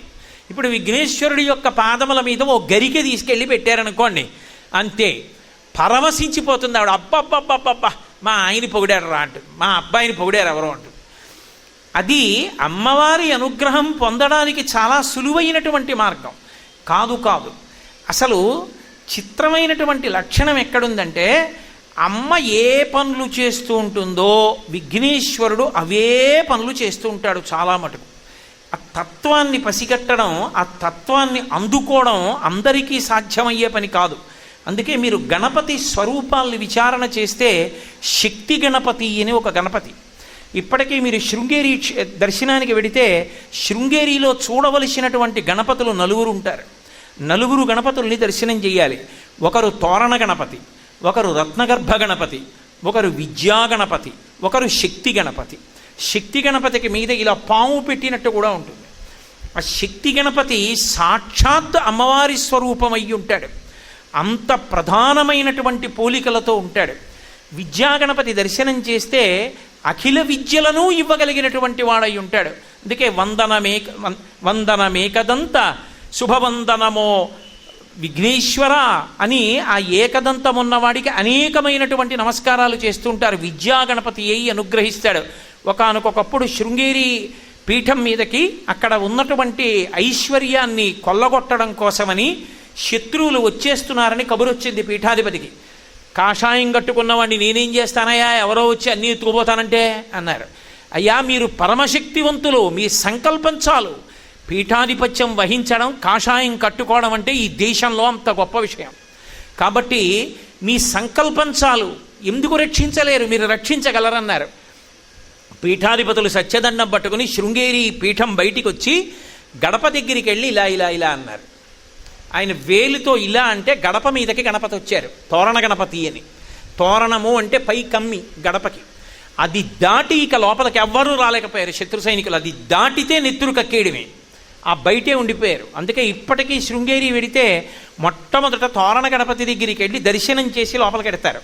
శృంగేరి విడిచిపెట్టేసే ముందు తోరణ గణపతి దగ్గర కొబ్బరికాయ కొట్టి ఆయన అనుమతి తీసుకుంటారు. అయ్యా బయలుదేరుతున్నానండి, ఇంటికి నన్ను అనుగ్రహించండి అని చెప్పి పెడతారు. ఇప్పటికీ మీకు తోరణం మీద కనపడతారు. ఏదో చిదంబరంలో దర్శనం చేసినట్టు శృంగేరిలో తోరణ గణపతి దర్శనానికి వెడితే ఇదేమిటండి ఇక్కడ ఏమీ లేదు కదా, ఏమిటండి కొబ్బరికాయలు కొడుతున్నారు, ఎవరికి దండం పెడుతున్నారు అని అడుగుతారు చాలామంది. ఆ పైకి చూడండి అంటే తోరణం మీద కనపడతారు తోరణ గణపతి. కాబట్టి మహానుభావుడు ఈ దేశంలో ఎన్నో చోట్ల ఆయనని ఉపాసన చేసినటువంటి వాళ్ళని అనుగ్రహించి రక్షించాడు ఆయన. అంత గొప్ప స్వరూపం ఆయనకి. అమ్మవారికి ఎంతటి అవినాభావ సంబంధం అంటే, ఎంత గొప్పగా ఇద్దరి తత్వం కలిసిపోయి ఉంటుందో ఆ తత్వాన్ని ఆయన అనుగ్రహంతో అనుభవించిన వారు తప్ప చెప్పడం సాధ్యం కాదు. అది పై మాటలతో పుస్తకాలు వ్రాయగలిగినటువంటి వాళ్ళు, పై మాటలు చెప్పగలిగిన వాడికి సాధ్యమయ్యే విషయం కాదు. మహానుభావుడు కనుక శృంగేరి పీఠాధిపతులు గణపతి యొక్క వైభవాన్ని ఎన్నో పర్యాయాలను అనుభవించారు. అలాగే కంచికామకోటి పీఠాధిపత్యం వహించినటువంటి ప్రాతస్మరణీయులు చంద్రశేఖరేంద్ర సరస్వతీ స్వామి వారికి పిలిస్తే పలికేవారు విఘ్నేశ్వరుడు. ఆయన ఇక్కడ కళ్ళు మూసుకు కూర్చుంటే ఎక్కడ ఎందుకు విఘ్నం వచ్చిందో చెప్పగలిగేవారు. అంత గొప్ప అనుభవాన్ని, అంత గొప్ప అనుగ్రహాన్ని పొందారు, విఘ్నేశ్వర అనుగ్రహాన్ని. అంతవరకు ఎందుకండి, ఈ కాకినాడ పట్టణంలోనే ఒక అద్భుతం జరిగింది ఒకప్పుడు. ఇక్కడ కాకినాడలోనే మాంధాత వారి కుటుంబాలు ఉన్నాయి. కాంచీపురం వెళ్ళి మేము కృష్ణ భగవానుణ్ణి ప్రతిష్ఠ చేద్దాం అనుకుంటున్నాం, మమ్మల్ని అనుగ్రహించమని అడిగారు మహాస్వామిని. అడిగితే ఆయన కాసేపు ధ్యానం చేసి కళ్ళు మూసుకుని రాదు, వినాయకుడు వస్తాడు అక్కడికి అన్నారు. వాళ్ళకి కృష్ణుణ్ణి ప్రతిష్ఠ చెయ్యాలని కోరిక, వాళ్ళు తిరిగి వచ్చేశారు. ఎన్ని ప్రయత్నాలు చేశారో కృష్ణ ప్రతిష్ఠ చెయ్యాలని, సాధ్యం కాలేదు. చిట్ట చివర మహాస్వామి దగ్గరికి వెళ్ళి, అయ్యా మీరే మాకు విఘ్నేశ్వరుణ్ణి అనుగ్రహించండి అన్నారు. అప్పుడు లక్ష్మీ గణపతి స్వరూపాన్ని, శక్తి గణపతి స్వరూపాన్ని అనుగ్రహించారు మహాస్వామి చేయించి. ఆ మూర్తికి మొదట కొబ్బరికాయ కొట్టి పూజ చేసి తీసుకెళ్ళమన్నారు. అది వ్యాన్ ఎక్కించినప్పుడు ఎండ మండిపోతోంది, అసలు ఎవరు అందులో నిలబడ్డానికి కూడా అవకాశం లేదు, అంత ఎండ. ఎలా పెడుతుందండి ఈ ఎండలో అని అడిగారు. మహాస్వామి వారు బయటికి వచ్చి ఒక్కసారి తన సత్యదండాన్ని ఇలా ఆకాశం వంక చూపించి నమస్కారం చేశారు. బయలుదేరండి అన్నారు. ఇలా వ్యాన్ ఎక్కారు. కాకినాడ వచ్చే పర్యంతము మబ్బులేసి చల్లగా అయిపోయింది. తీసుకొచ్చి దింపి ఇప్పటికీ జయేంద్రనగర్లో ప్రతిష్ఠింపబడినటువంటి విఘ్నేశ్వర మూర్తి మహాస్వామి వారి సంకల్పంతో కృష్ణ భగవానుడికి బదులుగా వచ్చినటువంటి విఘ్నేశ్వరుడు. విష్ణుతత్వం, గణపతి తత్వం అంత కలబోసి ఉంటాయనడానికి ఈ కాకినాడ పట్టణం, కాకినాడ కాదు మన కర్మ కాకినాడ అంటున్నాం, కోకనదం దీని పేరు.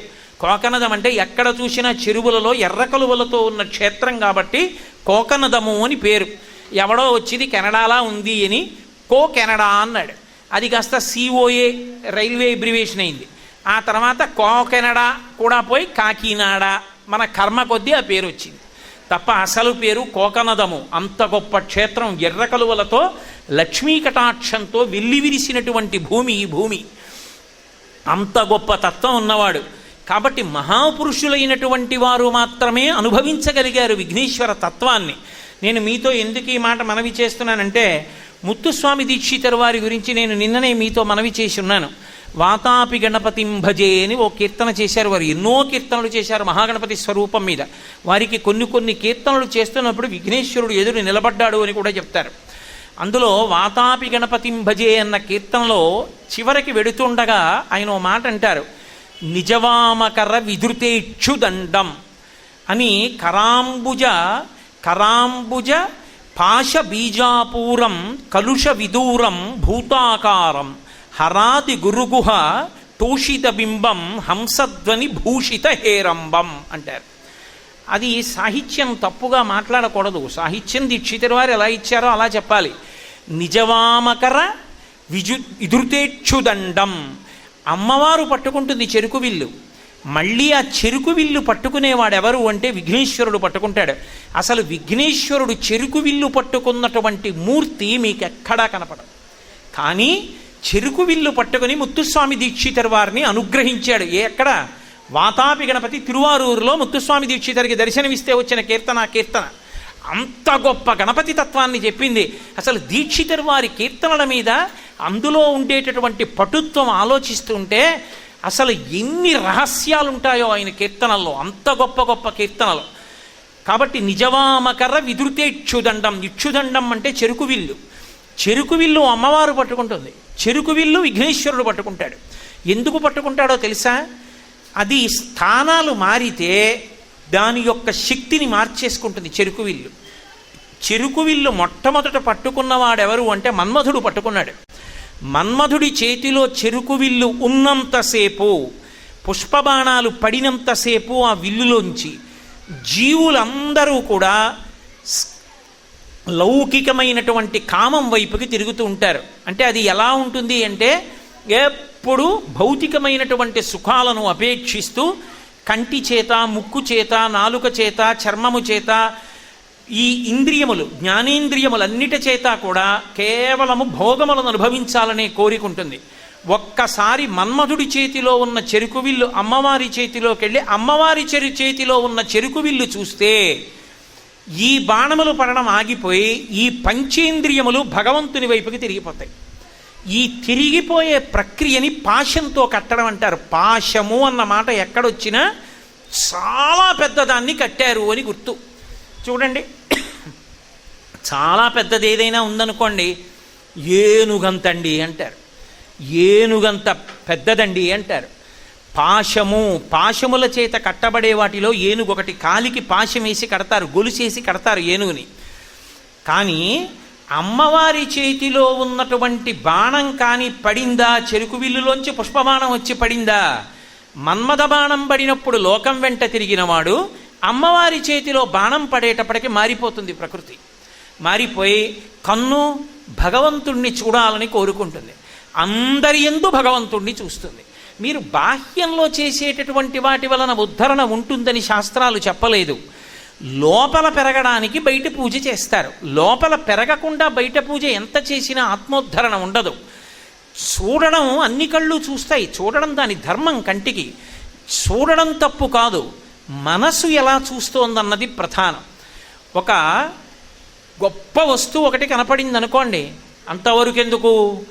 ఒక అందమైనటువంటి స్త్రీ కనపడింది అనుకోండి, అలా తేరిపారి చూస్తున్నాడు అనుకోండి, ఏమంటే బుద్ధుందా ఏమిటి అలా చూస్తాడాయన అనిపించచ్చు. కానీ ఆయనకి అమ్మ కాంచీపురంలో ఉన్న కామాక్షి పరదేవత ఏ తల్లికి ప్రతిరోజు నేను నమస్కరిస్తానో, ఏ తల్లి పాదములకు నా శిరసు తాటిస్తానో, ఏ తల్లి మహాస్వామి రూపంలో ఈ లోకంలో తిరిగిందో ఆ నా తల్లి పోలికలు కనపడుతున్నాయి. ఆమె యొక్క వైభవం, ఆమె యొక్క ప్రకాశం ఈమెలో కనపడుతోంది. ఒరే కోటేశ్వరరావు, ఇవాళ నిన్ను అనుగ్రహిస్తానని నా తల్లి నడిచొచ్చి నా ముందు నించుంది అని ఆమె తేజస్సులో కామాక్షిని చూశాడు అనుకోండి, ఇప్పుడు వాడు పైకెక్కుతున్నాడు. చూసిన కంటిదా తప్పు, చూసిన మనసుదా ఉద్ధరణ. కళ్ళన్నీ చూస్తాయి, మనసు ఎలా చూస్తోందన్న దాన్ని బట్టి పైకి ఎక్కుతున్నాడా కిందకి జారిపోతాడా అన్నది ఉంటుంది. మన్మథ బాణాలు పడితే మనసు ఒకలా చూస్తుంది, అమ్మవారి చేతిలో ఉన్న చెరుకు విల్లులోంచి పుష్పబాణాలు పడితే ఒకలా చూస్తుంది. ఇది ఎలా ఉంటుంది అంటే, దొంగ కత్తి పట్టుకుని నన్ను తరుగుతున్నాడు, నేను వాడి చేతిలో కత్తుందని పరిగెత్తుకుంటూ పోతున్నాను. నన్ను తరుగుకుంటూ వస్తున్నటువంటి దొంగ అక్కడ ఉన్న ఒక రాయి తన్నుకుని ముందుకు పడిపోయాడు. ఆ పడిపోవడంలో వాడి చేతిలో ఉన్న కత్తి ఎగిరొచ్చి నా దగ్గర పడింది. ఇప్పుడు నేను కత్తి పట్టుకున్నాను, దొంగ పరిగెడతాడు. ఇప్పుడు కత్తి నా చేతిలోకి వస్తే దొంగ పరిగెత్తాడు, దొంగ చేతిలో కత్తి ఉంటే నే పరిగెత్తాను. మన్మధుడి చేతిలో చెరుకు విల్లు బాణాలు ఉంటే లోకం వైపుకు పరిగెత్తిస్తుంది. అదే చెరుకు విల్లు బాణాలు అమ్మవారి చేతిలోకి వస్తే భక్తి పాశాలు పడిపోయి భగవంతుడి వైపుకు పరిగెడతాడు. ఏం వదిలిపెట్టేడు, కానీ చక్కగా భగవద్భక్తితో పరమ సంతోషంతో ఈశ్వరుడు ఉన్నాడన్న నమ్మకంతో బతుకుతాడు. ఆ భక్తితో జీవించడం అలవాటవుతుంది. అలా చెరుకు విల్లు పట్టుకునే వాళ్ళు సాధారణంగా మీకు ఇద్దరే కనపడతారు, అమ్మవారు మన్మథుడు. కానీ అమ్మవారిలాగే శక్తి గణపతి కనుక చెరుకు విల్లు పట్టుకునేవాడు వినాయకుడు కూడా. అందుకే దీక్షితరు వారికి వాతాపి గణపతిగా దర్శనమిచ్చాడు. నేను ఆ కీర్తనే 10 మాటలు ఎందుకు మనవి చేస్తున్నానంటే, అసలు వాతాపి క్షేత్రంలో ఉన్న గణపతిని తిరువారూరు తీసుకొచ్చి ప్రతిష్ఠ చేస్తే, తిరువారూరు మూలాధార చక్రం భూమండలానికి, మూలాధారం స్వస్థానం. మూలాధారంలో ఉన్న గణపతి దగ్గరికి వెళ్ళి దీక్షితుల వారు కీర్తన చేస్తే తన యథాస్వరూపాన్ని దర్శనమిచ్చాడు ఆయన యొక్క హృదయంలో. అప్పుడు వచ్చాయి ఆ మాటలు దీక్షితుల వారి నోటి వెంట. అంతేగాని ఏదో సరిపోతుంది కదా అని చెప్పి కీర్తనలు రాసేసి పాడుకున్న వాళ్ళు కారు, వాళ్ళు అనుభవించారు, లోపల దర్శనం చేసి చేశారు ఆ కీర్తనలో. అందుకని నిజవామకర విధృతేక్షుదండం కరాంబుజ పాశ బీజాపూరం. కరా అంబుజ, ఎడం చేతిలో చెరుకు విల్లుంటే మిగిలిన 3 చేతుల్లో 4 చేతులు ఉంటాయి కాబట్టి 4 చేతులలో ఏ ఉన్నాయి మిగిలిన 3 చేతులలో అంటే, అంబుజము అంటే ఒక తామర పువ్వు, అది విష్ణుతత్వం. విష్ణువు పట్టుకుంటాడో అమ్మవారు పట్టుకుంటుంది. అందుకే సింధూరారుణ విగ్రహం త్రినయనాం మాణిక్య మౌళి స్ఫురత్ తారానాయక శేఖరాం స్మితముఖీం ఆపీనవక్షోరుహాం పాణిభ్యాం అళిపూర్ణరత్నచకం రక్తోత్పలం బిభ్రతీం సౌమ్యాం రత్నఘటస్థ రక్త చరణాం ధ్యాయేత్ పరాదంబికాం. అదే విష్ణువు దగ్గరికి వస్తే క్షీరోధన్వత్ప్రదేశే శుచిమణి విలసత్సైకతే మౌక్తికానాం మాలా క్లుప్తాసనస్థ స్ఫటికమణినిభైర్మౌక్తికైర్మండితంగ శుభ్రైరభ్రైరదభ్రైరుపరి విరచితైర్ముక్త పీయూషవర్షై ఆనందీన పునీయాత్ అరినళిన గదా శంఖ పాణిర్ముకుంద. నళిన ఆయన పద్మం పట్టుకుంటాడు, నారాయణ నారాయణి ఇద్దరు పద్మం పట్టుకుంటారు, ఆ పద్మం వినాయకుడు పట్టుకుంటాడు. అందుకని ఆ నిజవామకర విధృతేక్షుదండం కరాంబుజ పాశ బీజాపూరం. ఆ మిగిలిన 3 చేతుల్లోనూ ఒక చేతిలో తామర పువ్వుని, ఒక చేతిలో బీజాలను, ఒక చేతిలో పాశాన్ని పట్టుకుని ఉంటాడు 4 చేతులతో. అలా శక్తి గణపతిగా దర్శనమిచ్చాడు దీక్షితుల వారికి.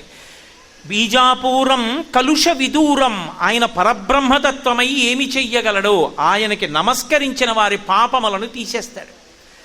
ఏమంటే నమస్కారం చేసినంత మాత్రం చేతనే పాపాలు తీసేస్తాడా అంటే నమస్కారం అంత తక్కువని మీరు అనుకోకండి. నేల మీద పడి నమస్కారం చేస్తాం, ప్రణిపాతం అంటారు, సాష్టాంగం ఉండదు. ఓ కర్ర కింద పడిపోతే ఎలా పడిపోతుందో అలా పడిపోతారు. పడిపోతే దాని అర్థం ఏమిటంటే, అయ్యా ఎంత కింద పడిపోవాలో జీవితంలో అంత కింద పడిపోయాను, ఇక ఇంతకన్నా కింద పడిపోవడానికి నాకు అవకాశం లేదు, అందుకు నాగే ఇక్కడైనా, అందుకుని ఇంత కింద పడ్డా. మీరు నిలబడిన వారు ఉదారులు, దయాస్వరూపులు, మీరు నన్ను పైకెత్తండి అని అడిగినట్టు విఘ్నేశ్వరుడి ముందు అలా పడిపోతే నేనున్నానురా అని పైకెత్తుతాడు.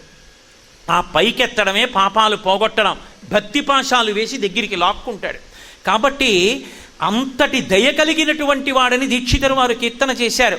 అందుకనటు విష్ణుతత్వం, ఇటు శక్తితత్వం, ఇటు గణపతి తత్వం, అటు శివతత్వం మేళవింపబడినటువంటి ముద్ద మహానుభావుడు. అందుకే ఆయన కరాంబుజపాశ బీజాపూరం కలుష విదూరం భూతాకారం. భూతాకారం అంటే చాలామంది ఏదో పెద్ద భూతం యొక్క ఆకారంలో ఉంటాడా ఏమనుకుంటుంటారు. కాదు, భూతాకారం అన్న మాటకు అర్థం ఏంటంటే పంచభూతములు బయట ఉన్నాయి, పృథివీ ఆపస్ తేజోవాయు ఆకాశములు. ఈ 5టిలో నిజానికి ప్రాణములను నిలబెట్టేదిగా కీర్తింపబడేదేది అంటే ప్రాణవాయువు ఉండాలి, కానీ వెళ్ళిపోతున్న ప్రాణవాయువును కూడా వెనక్కి తీసుకొచ్చే శక్తి ఒక్కదానికే ఉంది, నీరు. వేదంలో నీటిని అందుకే అంత స్తోత్రం చేస్తారు. స్పృహ తప్పిపోతే నీరు ముఖం మీద చిలకరిస్తారు, చిలకరిస్తే వెంటనే ప్రాణవాయువు వెనక్కి వస్తుంది, స్పృహ వస్తుంది. మళ్ళీ కాసిన మంచినీళ్లు తాగండి అని మంచినీళ్లు పడతారు. లింగపురాణంలో వ్యాసుడు అంటాడు, సంజీవనం సమస్తస్య జగత సలిలాత్మిక భవయిత్యుచ్యతే మూర్తి భవస్య పరమాత్మన అంటాడు. ఈ లోకాలన్నిటినీ బతికించడానికి పరమేశ్వరుడు నీటి రూపంలో ఉంటాడు అని. ఆత్మావై పుత్రనామాసి, తండ్రికి కొడుక్కి అభేదం. నీటి రూపంలో ఉండి పరమశివుడు లోకాలని నిలబెడతాడు. కేవలం తిని ప్రాణాలు నిలబెట్టుకోవడం కాదు, ఊర్ధ్వలోకాలలో స్థానం కావాలన్నా, మోక్షం కావాలన్నా వైదికమైన కర్మాచరణ ఉండాలి. కర్మ చెయ్యాలంటే ముందు కావలసినవి నీళ్లు. శౌచం కావాలి, స్నానం చేయాలి, నీళ్లు ఉండాలి. అసలు ఓ పూజ చెయ్యాలి, సంధ్యావందనం చేయాలి, కేశవాయి స్వాహ అనాలంటే నీళ్లు ఉండాలి, అర్ఘ్యం ఇవ్వాలంటే నీళ్లు ఉండాలి. నీళ్లు లేకపోతే ఏం చేస్తారు? నీళ్లు ఇక్కడికే కాదు, నీళ్లు ఊర్ధ్వలోకాలకి కూడా అవసరం. ఊర్ధ్వలోకాలు చేరుకోవడానికి సోపానం కూడా నీరే. అందుకే నీటి మీద అంత గొప్పగా చెప్తారు, ఆపో వాయదగం సర్వం, నీళ్లే సమస్తం అంది వేదం. అటువంటి నీటి స్వరూపంలో ఉంటాడు, దాన్ని పెద్ద భూతం అని పిలుస్తారు. ఆ నీరు లేకపోతే మిగిలిన ఉన్నాయికి ఉపయోగం లేదు. భూముండి నీరు లేకపోతే పంట ఎక్కడిది? భూముండి నీరు లేకపోతే ప్రాణులు ఎక్కడ నిలబడతాయి? వెనక్కి ఎక్కడి నుంచి వస్తుంది స్పృహ? కాబట్టి భూతాకారం అన్న మాటకు అర్థం ఏమిటంటే నీటి రూపంలో ఉన్నవాడు గణపతి అని. విఘ్నేశ్వరుడు నీటి రూపంలో ఉంటాడు. అందుకే నిమజ్జనం చివర నీటిలోకే, మళ్ళీ నీళ్లలోకే కలుపుతారు, ఇతర భూతాల్లో కలపడానికి వీల్లేదు. ఆయన తేజస్సు బ్రహ్మాండ రూపంలోకే మళ్ళీ వెళ్ళిపోయి భూమిని అనుగ్రహించాలి. అందుకే నిమజ్జనం నీటిలోకి వెళ్ళింది. దీక్షితుల వారు అక్కడ చెప్పారు. కాబట్టి భూతాకారం కలుష విదూరం భూతాకారం హరాది గురు గుహ తోషిత బింబం. తోషిత అంటే సంతోషం. హరాది పరమశివుడంతటి వాడు సంతోషిస్తాడు ఆయన్ని చూసి. పార్వతీదేవి, పరమశివుడు, సుబ్రహ్మణ్యుడు, విష్ణువు ఇంతమంది పొంగిపోవడానికి కారణం ఎవరంటే ఒక్క విఘ్నేశ్వరుడే. ఇంతమందిని సంతోషపెట్టగలిగిన ఒక మూర్తి నీకు చూడాలనుందా? ఒక్కడి దగ్గరికి వెళ్ళి గరికపోగు వేస్తే ఇంతమంది పొంగిపోయేవాడిని చూడాలనుందా? వాడే వీడు విఘ్నేశ్వరుడు. అందుకని హరాది గురు గుహ తోషిత బింబం. విఘ్నేశ్వరుడు అనలేదు. ఎంత గొప్ప మాట అండి! తోషిత బింబం హంసధ్వని భూషిత హేరంబం. హంసధ్వని రాగంలో రాశారు. ఎక్కడ కనపడతాడు ఆయన? హంసధ్వనిలో కనపడతాడు. హంసధ్వని అంటే హకార సకారములంటే పురుష సూక్త శ్రీ సూక్తంలో సహస్రశీర్ష పురుష అని పురుష సూక్తం, హిరణ్యవర్ణాం హరిణీం అని శ్రీ సూక్తం. శ్రీ సూక్త పురుష సూక్తాలంటే సోహం సోహం సోహం. మరాళి మందగమన, ఊపిరిని నియంత్రించి ఊపిరిని మెల్లగా తీసి విడిచిపెడుతున్నప్పుడు ఆ ధ్యానంలో దర్శనం అయ్యేవాడు. అందుకని హంసధ్వనిలో పాడారు ముత్తుస్వామి దీక్షితుల వారు దాన్ని. హంసధ్వని భూషిత హేరంభం వాతాపి గణపతిం భజేహం అన్నారు.